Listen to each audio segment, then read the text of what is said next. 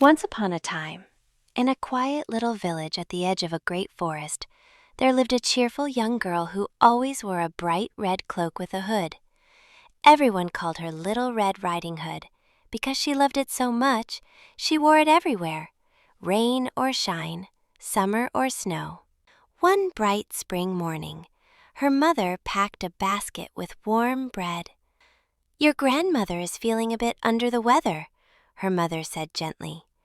"Take her this basket and make sure she eats something warm. But remember, don't stray from the path and don't talk to strangers." Little Red Riding Hood nodded with a big smile. "Don't worry, Mama. I'll go straight there and be back before you know it." She set off down the forest path, humming a tune, her red cloak fluttering behind her. Birds chirped in the trees, butterflies danced in the sunlight, and the forest smelled fresh and green. But then she noticed something. Just a few steps off the path, a patch of beautiful wildflowers swaying gently in the breeze. "Oh, Granny would love these," she said, stepping off the trail. "Just a few won't hurt."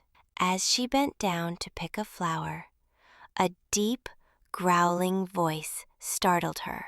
"And what are you doing out here, little girl?" "I'm just picking some flowers," she stammered. "They're for my Granny. She's sick and I'm taking her lunch." "And where does your dear Granny live?"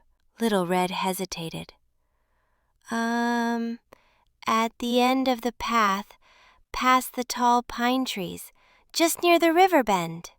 "How lovely," said the wolf. "What a good little granddaughter you are. I'm sure she'll be so happy to see you." And before she could say another word, the wolf turned and dashed off through the forest, running faster than she could imagine. The wolf took a shortcut, leaping over roots and ducking under branches until he reached Granny's cottage.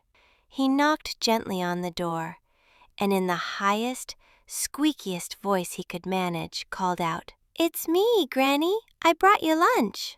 Then he pulled her cap down over his ears, balanced her glasses on his nose, climbed into her bed, and waited.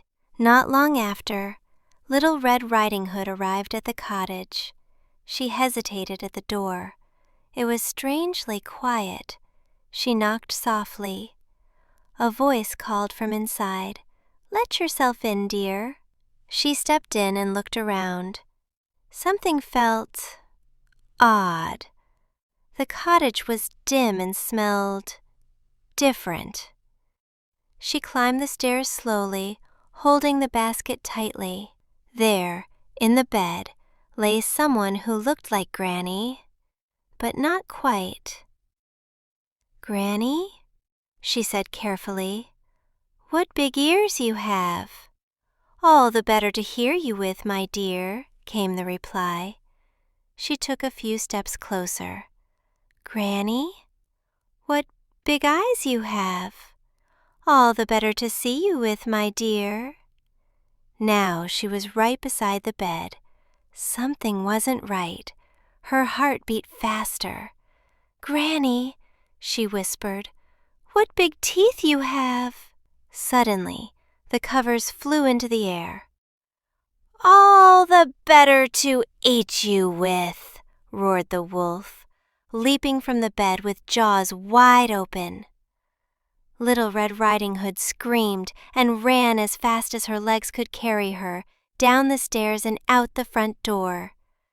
Just at that very moment, 2 woodcutters were passing by the cottage. They heard the scream and rushed toward the house, axes in hand. They burst through the door and saw the wolf chasing the girl. Without hesitation, they lunged forward and tied up the beast with thick ropes, hanging it upside down by its feet. Then they heard a faint sound. "Help! Is someone there?" It came from inside the wolf's belly. One woodcutter carefully opened the wolf's stomach, and out popped Granny, a little shaken but completely unharmed. Little Red Riding Hood ran into her arms. "Granny, you're okay." The woodcutter smiled and said, "We'll take this wolf far into the deep woods. He won't bother anyone again." Granny and Little Red Riding Hood thanked them with all their hearts. Later, they sat together in the cozy kitchen. Granny wrapped a warm blanket around her shoulders and said, "Now, let's enjoy that lunch you brought, sweetheart." And from that day on, Little Red Riding Hood never strayed from the path again.